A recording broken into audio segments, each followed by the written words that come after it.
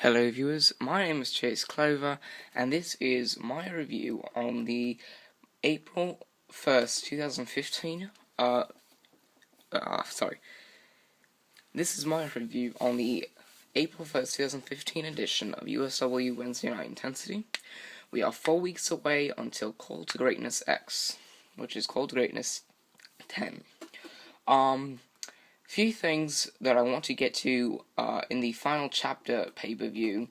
Before I get into the intensity review, I will name now, or I will read the results of the final chapter pay-per-view. Anarchy beat Yo-Yo Joe via submission. Alexander Rotten beat Ash via submission. Philip Akron defeated Prophecy via pinfall. Chris Ross defeated Lone Wolf. Gringo retained the International Championship against Fernandez. James defeated Alex. TJ retained the Extreme Championship against Titanfall. Simon Saint defeated Lane. Western Light defeated Morbid. Seth defeated Capital to become the new USW World Heavyweight Champion. Crimson Red defeated Washington. And Dustin Raymond defeated Marjagetta to become the new USW Champion. So with that out of the way, now you'll know what the results were from final chapter going into Intensity. So now Intensity will make a little bit more sense. So we start out with Dustin Raymond coming out and announcing that he will face Dwayne Porter at the Call of Greatness 10 pay-per-view for the USW Championship. Marjagetta comes out and pretty much tells Dustin Raymond that he will make sure that he wins back the USW Championship by the end of the night, so he can go on to face Dwayne Porter at Cold Greatness 10. Kyle Reese comes out and announces that the main event will be Dustin Raymond versus Marjagetta for the USW Championship. Now, something I wanted to mention before the rest of the Intensity review. At final chapter, after Dustin Raymond defeated Marjagetta, there was a group of masked assaulters or something like that ran out and attacked both Marjagetta and Dustin Raymond, leading to them getting beaten down and having the two of the assaulters standing over Marjagetta and Dustin Raymond in the middle of the ring to close out the show. So that is what had played a part in Intensity at the main event, which I will get to in a little while. But there's a little bit of a backstory for you going into the rest of this review. So we go into the first match, and that is Titanfall defeating Washington. Titanfall beat Washington after Crimson Red distracted Washington, which ended up helping Titanfall pick up the win. Washington then went out to attack Crimson Red before Titanfall intervened, and started to attack started to attack Washington. TJ then comes out and attacks Titanfall, and the four start brawling against each other, which then sets up Kyle Reese coming out and announcing that at the Call of Greatness 10 pay-per-view, TJ will defend the Extreme Championship against Titanfall, Crimson Red, and Washington, in a fatal four-way match for the Extreme Championship. That's something that should be a good match. I guess it helps bring out the more, or I guess it helps cut down on the matches and on the rivalry matches. However, makes it so that way the matches are more interesting, and when they're put together, then it kind of leads to different ways to involve these storylines and mix it up, because I mean, as much as I would have liked to see a Crimson Red versus Washington match at Cold Greatness 10 and a TJ versus Titanfall match, well, I would have rather had a Crimson Red versus Washington match. But as much as I would have liked to see those two matches separate, I think it'll be more interesting as a fatal four-way match or a four-way match, because now you have these four going against each other, and TJ doesn't just have Titanfall to worry about. He has the other two, so he has three people to worry about in order to retain the Extreme Championship. And I don't know where they're gonna go with this after Cold Greatness 10, because you can't really have a fatal four-way match going into the next pay-per-view, which I believe would be No Remorse, because then it's pretty much the match at Cold Greatness 10 would just be a big promo or a preview for the match at No Remorse. So you're going to have to figure out some way to go about this after Cold Greatness 10. And I think USW can do that. But, it will only be a matter of time before, Cold Greatness 10 just dissolves and it's over with, and we have to find out what we're going to do with these four. Are we going to go back to the way it was, or is this a one-time thing, or will these guys be brought in different ways? Will it be a Crimson Red and Titanfall storyline, and then a TJ versus Washington storyline? I don't know. We're going to find out. And of course, TJ is a singles competitor now because Wilbur has been released, so he's no longer in a tag team with Wilbur. So now you have these four competitors going against each other, and we'll find out what happens at Cold Greatness 10 and what happens after that. So, we'll just see what happens, and it's going to be hard to kind of develop a storyline if you're going to switch things up from going into No Remorse, because you only have a week in between Cold Greatness 10 and No Remorse, one intensity, to, shuffle up things. So, we'll see. Second match was the number one contenders match for the Blue Belt Championship. Lane defeated Ash. He hit Fastlane, of course, that's how he won. And afterwards, Alexander Rotten came out and hit Ash with a cookie sheet, which is that thin oven pan that you usually bake cookies on, or you put some kind of dough on that bakes into some kind of treat, I guess. He comes out and hits him with a cookie sheet and challenges him to a no disqualification match at Cold Greatness 10. Simon Saint then goes and attacks Lane as Lane goes backstage after walking up the ramp and into the entrance area, walking to the backstage, and you see Simon Saint just attack Lane. Then Simon Saint hits a DDT on Lane with the Blue Belt Championship and walks away. We don't see these other two for the rest of the night. And that's how that went. So we're going to get a Simon Saint versus Lane match for the Blue Belt Championship. We're going to get another Alexander Rotten versus Ash match at Cold Greatness 10, except this will be a no disqualification match. Of course, as you may have guessed, when there is a big pay-per-view coming up, even in USW with either Cold Greatness or Bulletproof, the pay-per-view that goes before it is pretty much just a big preview. It's just, the same matches that will happen at Cold Greatness 10, just, done a little bit more, differently. Whether it's a disqualification finish or a count-out finish, anything that wouldn't be as good as the match that they would have at the next pay-per-view, whether it's Cold Greatness or Bulletproof. So of course that's what Final Chapter was, even though Final Chapter is a pretty good pay-per-view by itself. We go to the third match, which is Fernandez defeating Anarchy. After the ending was Gringo hitting Anarchy in the head with the International Championship after trying to hit Fernandez, causing Anarchy to be pinned by Fernandez, which led to Fernandez winning. Gringo then goes and attacks Fernandez before being hit with an enziguri by Anarchy, and while both Gringo and Fernandez are laying in the middle of the ring, Anarchy is standing tall with the International Championship high above his head.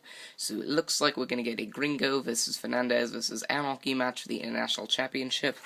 Problem that I have with this is that after Anarchy was put out of the Blue Belt Championship picture, I was wanting him to go on to do better things. And it looked like we were going to get that with him and Yo-Yo Joe in a rivalry, at Final Chapter. But I guess Yo-Yo Joe is, on a break or something, or he's just going to be cut out for a little while, which then leaves Anarchy with nothing to do. And since he is one of his strongest mid-carders, of course you have to put him in some sort of position, going into Cold Greatness 10. And I guess, even though this is a step down, technically, from the Blue Belt Championship picture, because the Blue Belt Championship is a minor championship, while the International Championship is a ternary championship.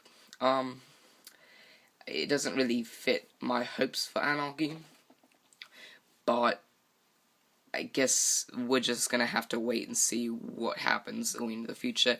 I mean, is Anarchy going to be a mid-carder for the rest of his life?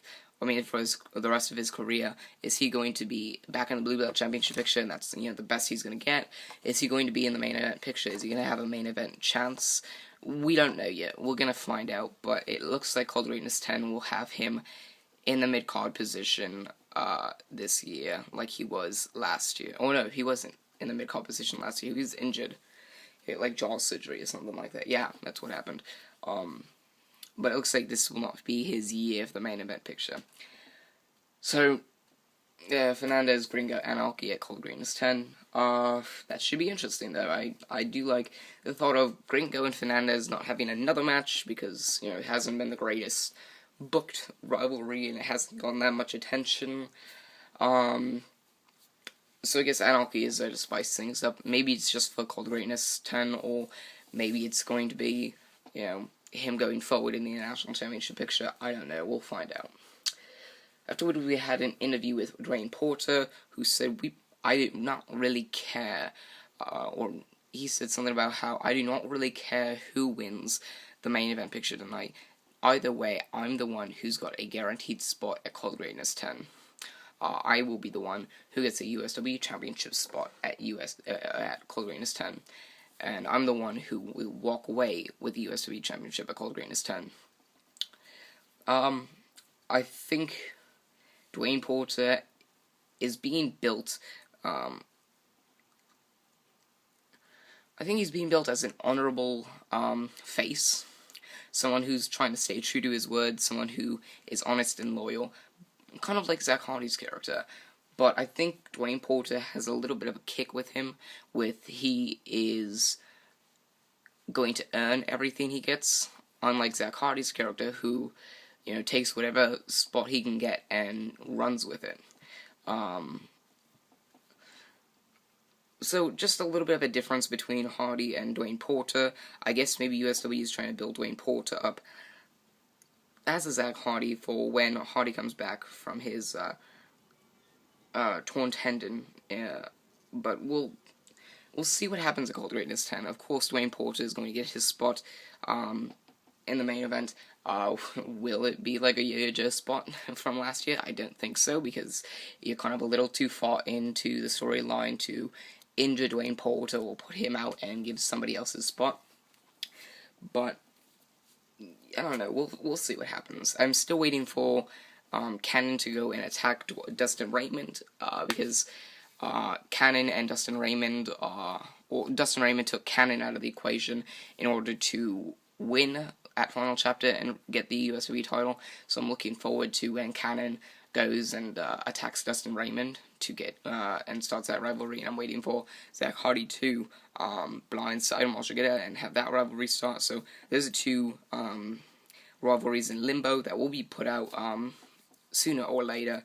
But right now we have what we have, and we should just stick to what we have for now, because you don't really get too many opportunities to hold a storyline down until you have a good spot for it. So just take that and be considerate. Fourth match was Alex and Lone Wolf defeating James and Chris Ross. Afterwards, we see Philip Akron and Prophecy go out looking for Case, and they won't stop until they find them. So it looks like, of course, from last Sunday's pay-per-view Final Chapter 2014 or 2015, Philip Akron beat Prophecy, and then Case came out and attacked both of them, which led to Philip Akron and Prophecy teaming up. So it looks like Philip Akron and Prophecy will now be a tag team. That should be interesting. I feel like they would have great chemistry as a tag team. And Alex will probably face James at Cold Greatness 10, and Lone Wolf will probably face Chris Ross at Cold Greatness 10. That's what I think we're going to go with. And it looks like we're going to have 2 tag team matches on the card for Cold Greatness 10. Of course, you have Ezra and Kills and Benny Franklin versus Indigo Reaction. We'll just see where it goes from that. Let's see. We have the 5th match, which was Case defeating Indigo Reaction. So that was actually a really good match. I think it was Hanasli that hit the case on India Child for the win. The ending was when Philip Akron and Prophecy attacked Case and threw them into the crowd, not seeing them for the rest of the night as they just battled up the stairs and everything. The camera panned away and they didn't go back to him. And then afterwards, that led to Ezra and Kills and Benny Franklin scaring India reaction into fighting them, just appearing behind them, and then they started to brawl, leading to Hills and Franklin challenging Indigo Reaction to a match at Cold Greatness 10 for the USW Tag Team Championships.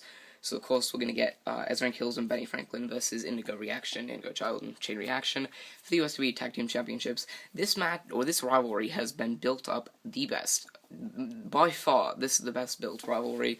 You have these two tag teams. You're not having a match every pay-per-view. One of the pay-per-views, you had a promo for them, or you had a confrontation for them, and then other times you had them just brawl. And this is one of the only rivalries on the card right now that you can actually get away with having them attack each other each and every week, because then you have to either have people from the back pulling them apart, or you have to have other people pulling them apart, or they have to scurry away and then have a challenge put out or something in woods. This is a greatly built rivalry, and I'm going to be sad to see it end, because I think you can do so much with this rivalry. However, Cold Greatness 10 would be a fitting end for it. And what are these guys going to do afterwards? I don't know. You then have the teams of, I believe, Case, which is Hanassling and Amor. You have Philip Akron and Prophecy, which are a new tag team. I don't think you have any other tag teams. Do you have another tag team? Oh yeah, Switchblade and Blade. You have... I don't think you have CTG and ED anymore. They both are released. Wilbor's released now. I think you only have Switchblade, Blade, Prophecy and Philip Akron, Case, Indigo Reaction, and Ezra Hills and Benny Franklin. So you only have 5 tag teams, so we're going to see what you do with it. Of course, Switchblade and Blade are, they've wrestled for promotions before going to USW, so, they were a big tag team in promotions, like local promotions, so, which is why USW picked them up. And Switchblade and Blade had, they were wrestling so often that it's apparent now that they have a lot of vacation days in the contracts, so that's probably why we don't see Switchblade and Blade that often. So you don't have that many tag teams for these two to face. We're going to find out what USW does with the rest. It's only a matter of time before, Cold Greatness 10 is over, and we just go on to, the next pay-per-views on the cards and on the lineups. Sixth match was Western Light defeating Capital. So, Western Light defeated Capital. Afterwards, Morbid catch or caught Western Light, unsuspecting into a tombstone, or into a pile drive or whatever, leading to Western Light getting on the microphone and telling Morbid that he wants to fight him at Cold Greatness 10, so he can be able to beat Morbid at Cold Greatness, other than Zach Hardy. Morbid accepts and comes back to chokeslam him in the center of the ring, proving a message to Western Light. So Western Light gets tombstone, or he gets pile driven. He challenges Morbid to a match. Morbid accepts, and then Morbid chokeslams Western Light, sending a message to Western Light. So we're gonna get Morbid versus Western Light. I'm glad we get more Morbid matches now, because you barely ever got some beforehand, which is why the build up to Zach Hardy versus Morbid from Cold Greatness 9 was so good, because you didn't have Morbid facing in so many matches since, Hardy challenged him, and Hardy got injured, but Hardy was injured often, so, he didn't have too many matches going into it. And then you had, a brief feud with Zach Hardy and Western Light, which led to Zach Hardy versus Morbid, and after that, you just kind of died down, which is what made Cold Greatness 9 so look forward to. This, of course, is not going to be the same, because it's not for a USW title match, it's not for anybody's career, it's not for the streak, it's not for anything like it was last year, and it's not going to be the main event, but it will be a match to look forward to. Western Light and Morbid at Cold Greatness 10 is something that I think they did in Cold Greatness 4 in the WW days. I think it'll be a good match. They've had good matches before. Their match at Final Chapter was awesome. Their match at Steel Purgatory with the other 4 competitors was awesome. And the match at Insanity was awesome. So, I think they had a match at Insanity, but it was awesome. So this feud will probably, or more than likely, end at Cold Greatness. And we'll see where Western Light and Morbid go from there. Morbid may just take a break, and Western Light just will continue to go on and fight whoever comes up to be, and that's what we're probably gonna have. So yeah. Match number 7 was the main event for the USW Championship. Dustin Raymond defeated Marshagetta via disqualification to retain the USW Championship. The ending was the Masked Fighters, or the Masked Assailants, or the Masked Brawlers. The 2 masked guys attacked Dustin Raymond and Marshagetta, and then when Kyle Reese came out and tried to escort them out of the building, they attacked Kyle Reese before attacking the security guards came out, and then, of course, like, the policeman, the fake policeman, or whatever, that came out via the script and kept fighting them and kept, just taking them down, and then they just destroyed the ring. They, ripped one of the turnbuckle, out of the post that there was. They ripped the apron off. They ripped part of the ring mat off. They just destroyed the commentary table. They ripped one of the barricades down, and they did what kind of like the Nexus did and on Raw a few years ago when they battled John Cena, and they just ripped everything apart, and that's what they did to end the show. It's even better because there were 2 guys who then just took out everybody else. So, I may end up putting out a Who Are the Masked Guys, like I did with Enigma last year, and I think this is what USW is doing to kind of build back the Enigma talk from last year. So I think this is what they're doing in replace of Enigma from last year. So I may just go along with it and have a Who Are the Masked Assailants as that kind of promo, or as that kind of video. I may do that. Of course, I haven't been putting out very many videos because I was sick for about 2 or 3 weeks, and I wasn't able to do a few videos because I had so much work to do for the next 3 to 4 weeks. So, yeah, I missed a Final Chapter preview and review, so hopefully I'll be able to do this on a regular schedule, maybe once every week or every 2 weeks. And then I'll do Cold Greatness 10 a preview and a review, so hopefully I'm also feeling up to that. And, yeah, that's pretty much what I have to say. So, anyway, guys, thank you for watching. That was my review on the April 1st, 2015 edition of USW Wednesday Night Intensity. Remember to like, favorite, and subscribe for more. I'm Chase Clover, signing off.